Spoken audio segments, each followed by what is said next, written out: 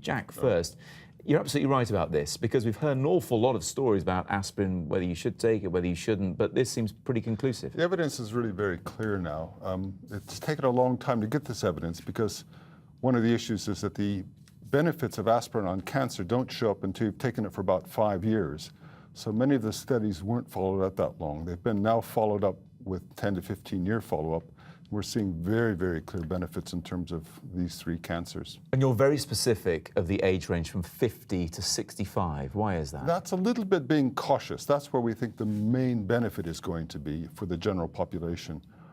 Taking it under the age of 50, there isn't enough cancer in the next 5 years for most people to be really important.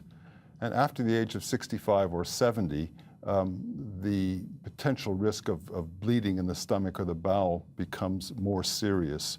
So we're very cautious at that end as well. So it's a very cautious recommendation, Lynn, but still a very strong one. Sorry, Lynn, you take it already? I do. That's because I've sat in Jack's committees and I've sat on Sir John Byrne's committees, and with the commonest form of genetic bowel cancer, people just died of bowel cancer. And with the aspirin trial that we've done, the CAP trial, we've found you can stop 50% of the cancers happening. So this is cautious at the moment, but I think that there's some great stuff going to come out of this which will extend the age range as well. Well, let's hear from some walkers that we caught up with who are also a little bit cautious about what they take.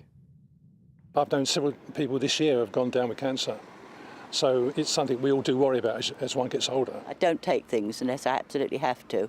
There's something wrong with you? Yes, by all means, ameliorate your symptoms, but not if there's nothing wrong. I have to take a lot of medicine, and I'm grateful to have it, to still be able to go on these walks. So, you know, if you have to take it, you have to take it. It's better than lying in a hospital bed.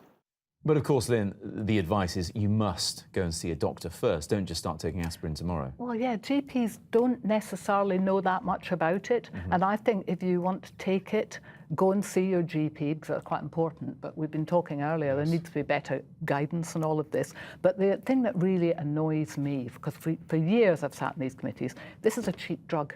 If this was an expensive drug, we'd have been pushed to take it before now, wouldn't we? Absolutely. And because of that, there's been not very much research done. And we're very glad you're doing it in this programme, because people need to think aspirin. Thousands of people are already dead because they didn't take it. We're glad you're both here talking about it. Jack, the other thing is that a lot of people in this age group already take statins. Do they work alongside aspirin okay? Is there any conflict there? There's a perfect sort of match between those two. Originally, aspirin was thought to be very good for heart disease. It's clear now that statins are probably better for heart disease, but in fact, statins have no benefit for cancer, and it's cancer where aspirin really makes a big difference. And both of them taken together, there's no problem taking both of them. But there are things that you should be wary of if you already take. We heard that gentleman there at the end. He takes quite a few things. I mean, you should be sure you're not mixing them up. That's when you should see a GP. Right. That's why you need to see a GP. I mean, there are a few things, like if you take a blood-thinning drug like warfarin,